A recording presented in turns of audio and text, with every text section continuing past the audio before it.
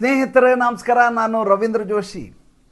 ರಾಷ್ಟ್ರೀಯ ಮತ್ತು ಅಂತಾರಾಷ್ಟ್ರೀಯ ಸುದ್ದಿಗಳನ್ನು ಮಾತನಾಡುವ ನೀವು ಸ್ಥಳೀಯ ಸುದ್ದಿಗಳನ್ನೇ ಯಾಕೆ ಕಡೆಗಣಿಸ್ತೀರಿ, ಉದಾಸೀನ ಮಾಡ್ತೀರಿ ಅಂತ ನಮ್ಮ ಸಾಮಾಜಿಕ ಪರಿವಾರದ ಸದಸ್ಯರ ಅಂಬೋಣ. ನಂದು ಭಾಳ ಸಿಂಪಲ್ ಆದಂಥ ವಾದ ಇದೆ. ಕರ್ನಾಟಕದಲ್ಲಿ ಏನು ನಡೀತಾ ಇದೆ ಅಂತ ನನ್ನ ಪ್ರತಿಯೊಬ್ಬ ಸಾಮಾಜಿಕ ಪರಿವಾರದ ಸದಸ್ಯನಿಗೂ ಸ್ಪಷ್ಟವಾಗಿ ಗೊತ್ತು. ಹೇಗೆ ಈ ಸರ್ಕಾರ ರಚನೆ ಆಯಿತು, ಡಿ ಕೆ ಶಿವಕುಮಾರ್ ಯಾರು, ಸಿದ್ದರಾಮಯ್ಯ ಯಾರು, ಇವರಿಬ್ಬರ ಹೊಳಹುಗಳೇನು, ಯಾವ ಕಾರಣಕ್ಕಾಗಿ ಈ ಮಸಲತ್ತು ನಡೀತಾ ಇದೆ, ಎಲ್ಲವೂ ಗೊತ್ತಿದ್ದದ್ದನ್ನು ನಾನು ಮತ್ತೊಂದು ಸಲ ಅದನ್ನು ಹೇಳಬೇಕಾದ ಅಗತ್ಯ ಇದೆಯಾ ಅಂತ ಆಲೋಚನೆ ಮಾಡಿ ಸ್ವಲ್ಪ ಉದಾಸೀನ ಮಾಡಿದ್ದು ಹೌದು. ಆದರೆ ಈಗ ಮಾತನಾಡಬೇಕಾದ ಅನಿವಾರ್ಯತೆಯಲ್ಲಿ ಮಾತನಾಡ್ತಾ ಇರೋದು. ಏಕೆಂದರೆ ನಿನ್ನೆ ಮಲ್ಲಿಕಾರ್ಜುನ ಮುತ್ಯ ಬೆಂಗಳೂರಿಗೆ ಬಂದಿದ್ದರು. ಕಾರಣ ಅನಾರೋಗ್ಯ ಅಂತ ಕೊಟ್ಟರು. ಈ ರಾಜ್ಯ ನಾಯಕರೆಲ್ಲ ಅವ್ರ ಮನೆಗೆ ಧಾವಂತದಿಂದ ಓಡಾಡಲಿಕ್ಕೆ ಶುರು ಮಾಡಿದರು, ದಾಂಗುಡಿ ಇಟ್ಟರು. ಮಲ್ಲಿಕಾರ್ಜುನ ಮುತ್ಯ ಒಂದೇ ಮಾತು ಹೇಳಿದರು. ಏನಂತ ಹೇಳಿದರು? ನಿಮಗೆಲ್ಲ ಗೊತ್ತಿದ್ದದ್ದೇ ಇದೆ, ನಾನೇನು ತೀರ್ಮಾನ ಮಾಡೋದಿಲ್ಲ, ರಾಹುಲ್ ಗಾಂಧಿಯವರು ಬರಬೇಕು, ಅವರೆದುರಿಗೆ ನಡೆದಿರುವಂಥ ವಿಚಾರಗಳನ್ನು ಹೇಳ್ತೀನಿ, ಅವ್ರು ಏನು ತೀರ್ಮಾನ ಮಾಡ್ತಾರೋ ಅದಕ್ಕೆ ಬದ್ಧರಾಗಿ ನಾವು ಇರೋಣ. ನನಗೆ ನಗು ಬಂತು. ಈ ಮಲ್ಲಿಕಾರ್ಜುನ ಮುತ್ಯ ಕಾಂಗ್ರೆಸ್ ಪಕ್ಷದ ರಾಷ್ಟ್ರೀಯ ಅಧ್ಯಕ್ಷ.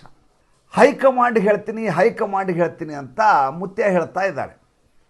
ಹೈಕಮಾಂಡ್ ಅರ್ಥ ಅದನ್ನು ಹಿಂದಿನಲ್ಲಿ ಹೈಕಮಾನ್ ಅಂತ ಅವ್ರು ಕರೀತಾರೆ. ಹೈಕಮಾಂಡ್ ಅಂತ ಇಂದಿರಾ ಗಾಂಧಿ ಕಾಲದಲ್ಲಿ ಹುಟ್ಟಿಕೊಂಡಂಥ ಶಬ್ದ ಇದು. ಅಂದರೆ ವರಿಷ್ಠ ಮಂಡಳಿ ಅನ್ಲಿಕ್ಕೆ ಹೈಕಮಾಂಡ್ ಅಂತ. ಇಲ್ಲಿ ವರಿಷ್ಠರು ಅಂತಂದ್ರೆ ಒಂದು ಪಕ್ಷದಲ್ಲಿ ಯಾರಿರ್ತಾರೆ? ನೀವು ಒಂದು ಪಕ್ಷಕ್ಕೆ ನೀವು ಸಾಂವಿಧಾನಿಕ ಚೌಕಟ್ಟನ್ನು ಕೊಟ್ಟಾಗ, ಪ್ರಜಾಪ್ರಭುತ್ವ ರೀತಿಯಲ್ಲಿ ಅದನ್ನು ಆಲೋಚನೆ ಮಾಡಿದಾಗ, ಒಂದು ಸಂಘಟನೆಯಾಗಿ ಅದಕ್ಕೆ ಹೈಕಮಾನ್ ಅಂದರೆ ಅದರ ರಾಷ್ಟ್ರೀಯ ಅಧ್ಯಕ್ಷ, ಜೊತೆಗೆ ಅದರ ಸಂಘಟನಾ ಕಾರ್ಯದರ್ಶಿ, ಅದರ ಕೋಶಾಧಿಕಾರಿ, ಇವರೆಲ್ಲ ಅದಕ್ಕೆ ಹೈಕಮಾನ್ ಆಗ್ತಾರೆ. ಆದರೆ ಒಬ್ಬ ರಾಷ್ಟ್ರೀಯ ಅಧ್ಯಕ್ಷರೇ ಹೈಕಮಾನ್ಗೆ ಹೋಗಿ ವಿಷಯ ತಿಳಿಸ್ತೀನಿ ಅಂದರೆ ಅದು ಯಾವ ಕಮಾನು ಅಂತ ನನಗೆ ಇನ್ನೂ ತನಕ ಅರ್ಥವೇ ಆಗ್ತಾ ಇಲ್ಲ. ಅಲ್ಲಿಗೆ ಈ ಮುತ್ಯ ಎಂಬುವ ಮುತ್ಯ ಹೇಗೆ ತಾನೊಬ್ಬ ತಗೋಲು ಬೊಂಬೆ ಎನ್ನುವುದನ್ನು ಪದೇ ಪದೇ ಸಾಬೀತು ಮಾಡ್ತಾ ಇದ್ದಾರೆ. ತಾನೊಬ್ಬ ಹೇಗೆ ಅಸಹಾಯಕ ವ್ಯಕ್ತಿ ಕಾಂಗ್ರೆಸ್ ಪಕ್ಷದಲ್ಲಿ ಅನ್ನುವುದನ್ನು ತೋರಿಸ್ಕೊಡ್ತಾ ಇದ್ದಾರೆ. ಸಮಸ್ಯೆ ಏನು? ಸಮಸ್ಯೆ ಭಾಳ ಸ್ಪಷ್ಟವಾಗಿದೆ ಸ್ವಾಮಿ. ನೀವು ಕರ್ನಾಟಕದ ಚುನಾವಣಾ ಫಲಿತಾಂಶ ಬಂದಾಯಿತು. ಸ್ವಲ್ಪ ಫ್ಲ್ಯಾಶ್ ಬ್ಯಾಕಿಗೆ ಹೋಗೋಣ. ಅದಾದ ಮೇಲೆ ಸಿದ್ದರಾಮಯ್ಯನವರ ಬಣ ಅತ್ಯಂತ ಪ್ರಬಲವಾಗಿತ್ತು, ಸಂಖ್ಯಾ ಬಲ ಅವ್ರಿಗಿತ್ತು. ಹಾಗಿದ್ದಾಗ ಬೇರೆ ಮುಖ್ಯಮಂತ್ರಿ ಪ್ರಶ್ನೆಯೇ ಬರೋದಿಲ್ಲ ಅಂತ ಹೂಂಕರಿಸ್ತಾ ಇದ್ದರು ಸಿದ್ದರಾಮಯ್ಯನವರು. ಡಿ ಕೆ ಶಿವಕುಮಾರ್ ಅವರು ಇನ್ನಿಲ್ಲದ ಹಾಗೆ ದುಡ್ಡನ್ನು ಖರ್ಚು ಮಾಡಿದರು ಚುನಾವಣೆಗೆ, ಅದ್ರ ಬಗ್ಗೆ ಎರಡು ಮಾತೇ ಇಲ್ಲ. ಇವರು ಈ ರೀತಿ ಪ್ರಬಲವಾಗಿದ್ದದ್ದು ನೋಡಿ, ಇವರ ದಾರ್ಢ್ಯತೆಯನ್ನು ನೋಡಿ, ಇವರು ಕಂಡು ಭಾಳಷ್ಟು ಜನ ಅಪೋಸಿಷನ್ನಲ್ಲಿ ಕರಬಿದ್ದು ಹೌದು, ಈ ಒಬ್ಬ ವ್ಯಕ್ತಿ ಇಲ್ಲದೆ ಹೋಗಿದ್ರೆ ಬರೋಬ್ಬರಿ ಮಠ ಹತ್ತಿಸ್ತಿದ್ವಿ ಇವ್ರನ್ನ ಅಂತ ಎಲ್ಲ ಆಲೋಚನೆ ಮಾಡಿದ್ದು ಹೌದು. ಆದರೆ ಡಿ ಕೆ ಶಿವಕುಮಾರ್ಗೆ ಮುಖ್ಯಮಂತ್ರಿಯಾಗುವಂಥ ಯೋಗ ದೊರೆಯಲಾರದು ಅನ್ನೋದು ಮೊದಲೇ ದಿವಸನೇ ಗೊತ್ತಾಯ್ತು. ಯಾಕೆಂದರೆ ಯಾವ ಸಿದ್ದರಾಮಯ್ಯನವರು ದಿಲ್ಲಿಗೆ ಇದ್ದಕ್ಕಿದ್ದ ಹಾಗೆ ಹೊರಟರು, ಚುನಾವಣಾ ಫಲಿತಾಂಶ ಬರ್ತಿರೋ ಹಾಗೆಯೇ ಡಿ ಕೆ ಶಿವಕುಮಾರ್ ಅವರು ಇಲ್ಲಿಂದ ಹೊರಡಲಿಲ್ಲ. ಸಂಖ್ಯಾ ಲೆಕ್ಕ ಮಾಡಲಿಕ್ಕೆ ಶುರು ಮಾಡಿದರು, ತನ್ನ ಕಡೆ ಈ ಬಣದಲ್ಲಿ ಎಷ್ಟು ಜನ ಇದ್ದಾರೆ ಅಂತ. ಒಬ್ಬ ಪಕ್ಷದ ರಾಜ್ಯಾಧ್ಯಕ್ಷನಾದಂಥ ವ್ಯಕ್ತಿ, ಸಹಸ್ರ ಕೋಟಿ ರೂಪಾಯಿ ದುಡ್ಡನ್ನು ಖರ್ಚು ಮಾಡಿದ ವ್ಯಕ್ತಿ ಆ ರೀತಿ ಸಂಖ್ಯಾಬಲ ತೆಗೆದುಕೊಳ್ಳಬೇಕಾದ ಅಗತ್ಯವೇ ಇಲ್ಲ. ನಾನು ಈ ಪಕ್ಷಕ್ಕಾಗಿ ದುಡಿದಿದ್ದೇನೆ, ನನ್ನ ನಾಯಕತ್ವದಲ್ಲಿ ಚುನಾವಣೆಯನ್ನು ಎದುರಿಸಿದ್ದೀರಿ, ನಾನು ಈ ರಾಜ್ಯದ ಮುಖ್ಯಮಂತ್ರಿ ಆಗಬೇಕು, ಅಷ್ಟೇ, ಸಂಖ್ಯೆ ನನಗೆ ಸಂಬಂಧ ಇಲ್ಲ ಅಂತ ಹಠ ಹಿಡಿಬೇಕಾಗಿತ್ತು. ಯಾವ ಸ್ಟ್ರೀಟ್ ಫೈಟರ್ ಆಗಿ ರಾಜಕಾರಣಕ್ಕೆ ಕಾಲಿಟ್ಟರು ಡಿ ಕೆ ಶಿವಕುಮಾರ್ ಅವರು, ಯಾವ ದಾರ್ಷ್ಟ್ಯವನ್ನು ತಮ್ಮ ಧ್ವನಿಯಲ್ಲಿ ಮಾತಿನಲ್ಲಿ ತೋರಿಸ್ತಾರೋ ಡಿ ಕೆ ಶಿವಕುಮಾರ್ ಅವರು, ಅದೇ ಧೋರಣೆಯನ್ನು ಈ ವರಿಷ್ಠ ಮಂಡಳಿಯ ಮುಂದೆ ಅವತ್ತು ತೋರಿಸ್ಬೇಕಾಗಿತ್ತು ಡಿ ಕೆ ಶಿವಕುಮಾರ್ ಅವರು. ನನಗೆ ಹೊಟ್ಟೆ ನೋವು ಅಂದ್ರೆ ಅವರು ಹೊಟ್ಟೆ ನೋವು, ಅದಕ್ಕೆ ನಾನು ಒಂದು ದಿವಸ ತಡವಾಗಿ ದಿಲ್ಲಿಗೆ ಹೋಗ್ತೀನಿ ಅಂದರು. ಅಷ್ಟೊತ್ತಿಗೆ ಪಟ್ಟಿಯನ್ನು ಹಿಡ್ಕೊಂಡು ಹೋಗಿದ್ರು ಸಿದ್ದರಾಮಯ್ಯನವರು, ನೋಡಿ ನನ್ನ ಕಡೆ ಇಷ್ಟು ಜನ ಇದ್ದಾರೆ ಅಂತ. ಅದಕ್ಕಿಂತ ಮುಂಚೆ ಸಿದ್ದರಾಮಯ್ಯ ತಮ್ಮ ಜನಬಲವನ್ನು ಪ್ರದರ್ಶಿಸಿದಾಗೆ ಶಕ್ತಿ ಪ್ರದರ್ಶನ ಅಂದರೆ ದಾವಣಗೆರೆಯಲ್ಲಿ ನಡೆದಂಥ ಮಹಾಸಮಾವೇಶ. ಆ ಸಂದರ್ಭದಲ್ಲಿ ತನ್ನ ಬೆಂಬಲಿಗರು, ಹಿಂಬಾಲಕರು, ಪಕ್ಕವಾದ್ಯಗಳ ಮೂಲಕ ಲಕ್ಷಗಳ ಸಂಖ್ಯೆಯಲ್ಲಿ ಜನರನ್ನು ಸೇರಿಸಿ ತನ್ನ ತಾಕತ್ತು ಏನು ಅಂತ ತೋರಿಸಿ ಕುರುಬ ದಲಿತ ಸಮುದಾಯದ ಕಾಂಬಿನೇಷನನ್ನು ತಾನು ಹೇಗೆ ತೋರ್ಪಡಿಸಬಲ್ಲೆ ಅನ್ನುವುದನ್ನು ರುಜುವಾತುಪಡಿಸಿ ಆಗೋಗಿತ್ತು. ಸ್ವಲ್ಪ ಹಳೆ ಕಥೆಗಳನ್ನ ಹೇಳ್ತೀನಿ, ಬೇಸರ ಮಾಡ್ಕೊಬಿಡಿ. ಈಗ ವಾಸ್ತವಿಕ ಇವತ್ತಿನ ಕಾಲಘಟ್ಟಕ್ಕೆ ಬರಲಿಕ್ಕೆ ಈ ಹಿನ್ನೆಲೆ ತುಂಬ ಅಗತ್ಯ ಇದೆ, ಆದ್ದರಿಂದ ಇದನ್ನ ಹೇಳ್ತಾ ಇದ್ದೀನಿ. ಆಯಿತು, ಅದಾಯಿತು. ಡಿ ಕೆ ಶಿವಕುಮಾರ್ ಅವರು ಹೋಗಲಿಲ್ಲ. ಮಾರನೇ ದಿವಸ ಹೋದರು. ಹೋಗುವಾಗಲೇ ಅವರಿಗೆ ಹಿಂದೇಟು. ತನ್ನ ಸಂಖ್ಯಾಬಲ ಕೇಳಿದರೆ ರಾಹುಲ್ ಗಾಂಧಿಯವರಾಗಲಿ, ಪ್ರಿಯಾಂಕಾ ವಾಡ್ರಾ ಆಗಲಿ, ಸಂಖ್ಯಾಬಲ ಸೋನಿಯಾ ಗಾಂಧಿ ಆಗಲಿ ಸಂಖ್ಯಾಬಲ ಕೇಳಿದರೆ ನಾನು ಏನು ಮಾಡೋದು, ನನ್ನ ಹತ್ರ ಲಿಸ್ಟೇ ಇಲ್ಲ ಅನ್ನುವಂಥ ಒಂದು ಭಯ ಅವ್ರನ್ನ ಕಾಡಲಿಕ್ಕೆ ಶುರುವಾಗಿತ್ತು. ಅಲ್ಲಿ ದಿಲ್ಲಿಯಲ್ಲಿ ಯಾವುದೇ ರೀತಿಯ ತೀರ್ಮಾನ ಆಗಲಿಲ್ಲ. ಅವತ್ತು ನೀವು ಬೆಂಗಳೂರಿಗೆ ವಾಪಸ್ ಹೋಗಿ ಅಲ್ಲಿ ನಾವು ಒಂದು ಕಮಿಟಿಯನ್ನು ಕಳಿಸ್ತೀವಿ ಅಂತ. ರಾಜಸ್ಥಾನದಲ್ಲಿ ಹೇಗೆ ಅಶೋಕ್ ಗೆಹ್ಲೋಟ್ ಅವರ ಸಚಿನ್ ಪೈಲಟ್ ಅಶೋಕ್ ಗೆಹ್ಲೋಟ್ ಅವರ ಸಮಸ್ಯೆಯನ್ನು ಬಗೆಹರಿಸುವ ಪ್ರಯತ್ನ ಆಯಿತು, ಅದೇ ರೀತಿ ಬೆಂಗಳೂರಲ್ಲಿ ಮಾಡಲಿಕ್ಕೆ ರಣದೀಪ್ ಸುರ್ಜೇವಾಲಾ, ಕೆ ಸಿ ವೇಣುಗೋಪಾಲ್ ಹಾಗೂ ಮಲ್ಲಿಕಾರ್ಜುನ ಮುತ್ಯ 3 ಜನ ಬೆಂಗಳೂರಿಗೆ ಬಂದರು. ಬೆಂಗಳೂರು ಬಂದ ಸಂದರ್ಭದಲ್ಲಿ ಯಾವುದೇ ಕಾರಣಕ್ಕೆ ನಾನು ಬಿಟ್ಕೊಡ್ಲಿಕ್ಕೆ ತಯಾರಿಲ್ಲ ಅಂತ ಡಿ ಕೆ ಶಿವಕುಮಾರ್ ಹಠ. ಸಿದ್ದರಾಮಯ್ಯನವರು ನನ್ನ ಕಡೆ ಸಂಖ್ಯಾಬಲ ಇದೆ, ಡಿ ಕೆ ಶಿವಕುಮಾರ್ಗೆ ಸಂಖ್ಯಾಬಲ ಇದ್ದರೆ ತೋರ್ಸಕ್ಕೆ ಹೇಳಿ ಅಂತ ಅವ್ರ ಬಲ, ಅವ್ರ ಲೆಕ್ಕಾಚಾರ. ಕೊನೆಗೆ ಯಾವ ರೀತಿ ಬಂತು ಅಂದರೆ 2.5 ವರ್ಷ ಸಿದ್ದರಾಮಯ್ಯ, 2.5 ವರ್ಷ ಡಿ ಕೆ ಶಿವಕುಮಾರ್, ನವೆಂಬರ್ 20, 2025ಕ್ಕೆ ಅಧಿಕಾರ ಹಸ್ತಾಂತರ ಆಗಬೇಕು ಅಂತ. ಆವಾಗ ಸಿದ್ದರಾಮಯ್ಯನವರು ಡಿ ಕೆ ಸುರೇಶನ ತಲೆಯ ಮೇಲೆ ಕೈ ಇಟ್ಟು ಆತನ ಬೆನ್ನನ್ನು ಚಪ್ಪರಿಸ್ತಾ, ಬೇಕಾದ್ರೆ 8 ದಿವಸ ಮುಂಚೆ ನಾನು ಬಿಟ್ಟು ಹೋಗ್ತೀನಿ, ಏನು ತಲೆ ಕೆಡಿಸ್ಕೋಬೇಕಾಗಿಲ್ಲ, ನೀನು ಈಗ ನನಗೆ ಅಧಿಕಾರ ಮಾಡಲಿಕ್ಕೆ ಅವಕಾಶ ಮಾಡಿಕೊಡು, ಒಂದು ಕಂಡೀಷನ್ ಇದೆ ನಂದು ಅಂದರು ಸಿದ್ದರಾಮಯ್ಯನವರು. ಏನು ಕಂಡೀಷನ್ನು ನೋಡಿ, ಆಡಳಿತ ಯಂತ್ರ ಸುಗಮವಾಗಿ ಸಾಗಬೇಕು ಅಂದರೆ ಈಗಾಗಲೇ ನಾವು 5 ಬಿಟ್ಟಿ ಭಾಗ್ಯಗಳನ್ನ ಘೋಷಿಸಿ ಆಗೋಗಿದೆ. ಇದನ್ನು ಅನುಷ್ಠಾನಕ್ಕೆ ತರೋದು ಸಾಧ್ಯವೇ ಇರಲಾರದಂಥ ಸ್ಥಿತಿಯಲ್ಲಿ ನಮ್ಮ ಎಕ್ಸ್ಚೆಕರ್ ಇದೆ, ಖಜಾನೆ. ಆದ್ದರಿಂದ ನಮ್ಮ 2.5 ವರ್ಷ ಅನ್ನೋದನ್ನು ಎಲ್ಲಿಯೂ ಡಿ ಕೆ ಶಿವಕುಮಾರ್ ಹೇಳಬಾರ್ದು, ನಮ್ಮ ಕಡೆಯವರು ಯಾರೂ ಹೇಳೋದಿಲ್ಲ. ಇದು ಅತ್ಯಂತ ಗೌಪ್ಯವಾಗಿ ರಹಸ್ಯವಾಗಿರಬೇಕಿತ್ತು. ಯಾವತ್ತು ಲೀಕ್ ಆಗತ್ತೆ ಅವತ್ತು ನಾನು ಉಲ್ಟಾ ಹೊಡಿತೇನೆ. ಇದು ಯಾಕೆಂದರೆ ನಾನು ನನ್ನ ಶಾಸಕರ ಮೇಲೆ, ನನ್ನ ಮಂತ್ರಿಗಳ ಮೇಲೆ, ನನ್ನ ಆಡಳಿತದ ಮೇಲೆ ಕಂಟ್ರೋಲ್ ಇಟ್ಕೋಬೇಕು ಅಂದರೆ ನಾನು 5 ವರ್ಷಗಳ ಕಾಲ ಇರ್ತೀನಿ ಅಂತಲೇ ಹೇಳ್ಕೊಂಡು ಓಡಾಡ್ತೀನಿ. ಆದರೆ 2.5 ವರ್ಷ ಅದಕ್ಕೂ ಬಿಟ್ಟು ಹೋಗ್ತೀನಿ ಅಂತ ಸಿದ್ದರಾಮಯ್ಯನವ್ರು ಹೇಳಿದರು. ಇದು ಯಾರಿಗಾದರೂ ಯೋಗ್ಯ ಅನ್ನಿಸ್ತು. ಅವತ್ತಿನ ಕಾಲಘಟ್ಟದಲ್ಲಿ ಎಲ್ಲರೂ ಒಪ್ಕೊಂಡ್ರು. ಅದಾದ ಮೇಲೆ ಯಾವಾಗ ಸುಮಾರು 1.5 ವರ್ಷ ಆಗಲಿಕ್ಕೆ ಶುರುವಾಯಿತು, ಆವಾಗಲೇ ಶುರುವಾಯಿತು ಒಳಗಡೆ. ಶುರುವಾಗಿ ಇನ್ನೇನು 1 ವರ್ಷ ಬಂತು, ಇನ್ನು 8 ತಿಂಗಳು ಬಂತು, 6 ತಿಂಗಳು ಬಂತು, 3 ತಿಂಗಳು ಬಂತು ಅಂತ ಶುರುವಾಯಿತು. ಒಬ್ಬೊಬ್ಬರೇ ಮಾತಾಡಲಿಕ್ಕೆ ಶುರು ಮಾಡಿದರು. ಸಿದ್ದರಾಮಯ್ಯನವರೇ ಮಾತಾಡಲಿಕ್ಕೆ ಭಾಳಷ್ಟು ಜನರಿಗೆ ಕೆಳಗಡೆ ಕುಮ್ಮಕ್ಕು ಕೊಡಲಿಕ್ಕೆ ಶುರು ಮಾಡಿದರು. ಸಿದ್ದರಾಮಯ್ಯನವರ 5 ವರ್ಷ ಅಂತ ಹೇಳಲಿಕ್ಕೆ ಶುರು ಮಾಡು ನೀನು ಅಂತ. ಸಿದ್ದರಾಮಯ್ಯನವ್ರಿಗಿರುವಂಥ ಒಂದೇ ಒಂದು ಧೈರ್ಯ ಏನಪ್ಪ ಅಂದರೆ, ಒಂದು ವೇಳೆ ಇವರು ಇಳಿಲೇಬೇಕು ಅಂತ ಹಠ ಮಾಡಿದರೆ ತನ್ನ ಬಳಿ ಇರುವಂಥ ಎಲ್ಲ ಶಾಸಕರು ಕರ್ಕೊಂಡು ಪ್ರತ್ಯೇಕವಾಗಿ ಹೊರಟು ಹೋಗೋದು ಅನ್ನುವಂಥ ಒಂದು ಆಲೋಚನೆ. ಇಲ್ಲ ಅಂದರೆ ತಾನು ಹೇಳಿದವರನ್ನು ಮುಖ್ಯಮಂತ್ರಿಯಾಗಿ ಮಾಡಬೇಕು ಅನ್ನುವಂಥ ಇನ್ನೊಂದು ಧೋರಣೆ. ಜೊತೆಗೆ ಇನ್ನೊಂದು ಈಗ ಸೇರಿಕೊಂಡಿದೆ, ಪ್ಲ್ಯಾನ್ ಸಿ ಅಂತ. ಏನು, ತನ್ನ 2 ಡೆಪ್ಟಿ ಚೀಫ್ ಮಿನಿಸ್ಟರ್ಗಳು ಜೊತೆಗಿರ್ತಾರೆ. ಅದು ಯಾವಾಗ? ಈಗಲ್ಲ, ಫೆಬ್ರವರಿಗೆ. ದೇವರಾಜ ಅರಸು ಅವರು ಎಷ್ಟು ಕಾಲ ಆಡಳಿತವನ್ನು ನಡೆಸಿದ್ರು ಅದೇ ರೀತಿ ನಾನು ಕೂಡ ದೊಡ್ಡ ನಾಯಕ ಅಂತ ಬಿಂಬಿಸ್ಕೋಬೇಕು, ನನಗೆ ಫೆಬ್ರವರಿವರೆಗೂ ಅವಕಾಶ ಕೊಡಿ ಅನ್ನುವಂಥ ಇನ್ನೊಂದು ಲೆಕ್ಕಾಚಾರ.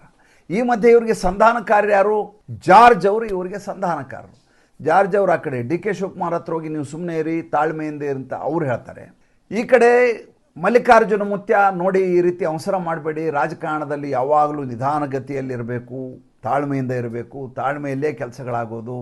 ಅದಕ್ಕೆ ರಾಹುಲ್ ಗಾಂಧಿಯವರು ವಿದೇಶದಿಂದ ಬರೋವರೆಗೂ ಸುಮ್ಮನಿರಿ, ಎಲ್ಲೂ ಹೇಳಿಕೆ ಕೊಡಬೇಡಿ, ರಾಷ್ಟ್ರ ಮಟ್ಟದಲ್ಲಿ ನಮಗೆ ಅವಮಾನ ಆಗ್ತಾಯಿದೆ, ಮುಜುಗರ ಆಗ್ತಾಯಿದೆ, ನೀವು ಈ ರೀತಿ ಪ್ರತಿ ದಿವಸ ಈ ಕೆಸರೆರಚಾಟ ಮಾಡೋದ್ರಿಂದಾಗಿ ಪಕ್ಷಕ್ಕೆ ಭಾಳ ದೊಡ್ಡ ಧಕ್ಕೆ ಆಗತ್ತೆ, ನಿಮ್ಮಿಂದಾಗಿ ಪಕ್ಷಕ್ಕೆ ಭಾಳ ದೊಡ್ಡ ಗಂಡಾಂತರ ಆಗುವಂಥ ಸಾಧ್ಯತೆಗಳು ಜಾಸ್ತಿ ಆಗ್ತವೆ, ಮಾತಾಡೋದನ್ನು ನಿಲ್ಲಿಸಿ, ರಾಹುಲ್ ಗಾಂಧಿ ಬರದೆ ನಾನು ಏನೂ ಮಾಡಲಿಕ್ಕಾಗಲ್ಲ, ಈ ರೀತಿಯಾಗಿ ಮಲ್ಲಿಕಾರ್ಜುನ ಮುತ್ಯ ಹೇಳ್ತಾರೆ.